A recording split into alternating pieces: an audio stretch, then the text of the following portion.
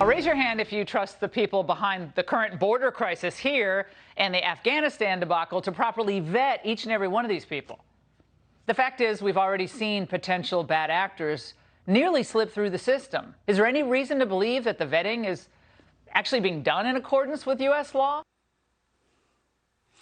The Angle has been warning you about this for months. How can you trust the vetting that the Biden administration is doing of the Afghan refugees brought over after the Kabul attack?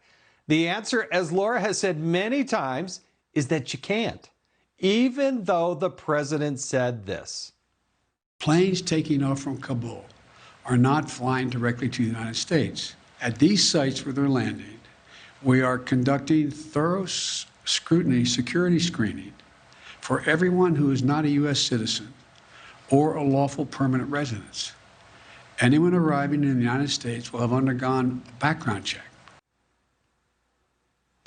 Not a very good one. All right, the Senate GOP memo obtained by the Washington Examiner is revealing that, quote, almost none of the 82,000 people were vetted before being admitted to the United States, end quote. A source saying, quote, they didn't even really try to do any vetting. It would have been hard and it would have taken hours and days, but they didn't even try. They just assumed a big risk because it would be less work, end quote. Joining me now is Florida Congressman Mike Waltz, member of the House Armed Services Committee and a combat veteran himself.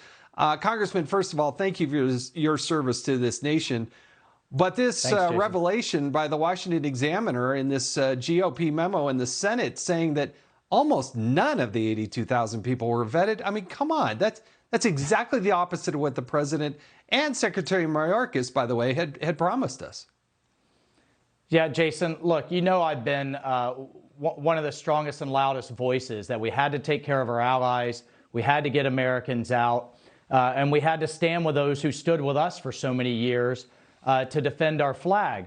But, you know, here is just one more incident where the Biden administration completely botched this entire thing. There were many of us, Republican and Democrat, veterans, back in April, as soon as he made this announcement saying you have to start the evacuation now and you have to get these people to third countries like Guam, or third-party locations where you can do a thorough and proper vetting, where you can buy time, get them to safety, but then do the vetting and get the right people. Now we found out that on the one hand, they want to say, well, losing this war after so many years was a strategic failure, but the evacuation was a big tactical success.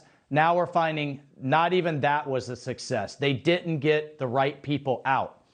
And I think what has me and so many others so upset is there's still so many of the SIVs still there. There's American citizens, green card holders, legal permanent residents, and so many at-risk Afghans that truly did stand with us. They're still there, and they got the wrong people out, and now they've lied to us about the vetting process. They shortened it, they truncated it, because they wanted this whole thing to go away.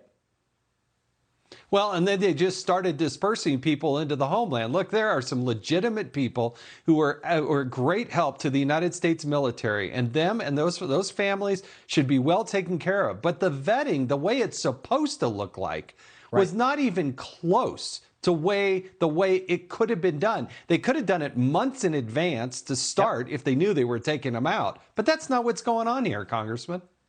No, it's not. And we have to make the distinction. There is some screening going on, and this is kind of the wordsmithing that the Biden administration is playing games with here.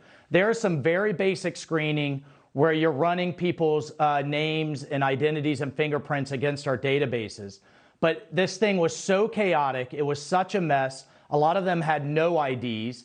They're very incomplete Afghan documents. And rather than slowing down and doing the right thing and extending the process, doing personal interviews and doing what needed to be done, they actually, according to this memo and the sources behind it, ordered the Defense Department and DHS to just truncate the whole thing and just let people get through.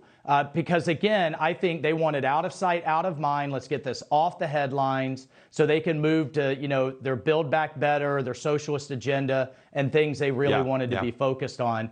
It's scary. But I agree, Jason. Most of these people are, look, they're great people who wanted a better life, and they were relatives of those who stood with us. But it only takes a few to get through. But those and let's not even talk about the 5,000 that got out of hardened terrorists that were let out of Bagram with a wide open southern border. I mean, this thing is a total mess.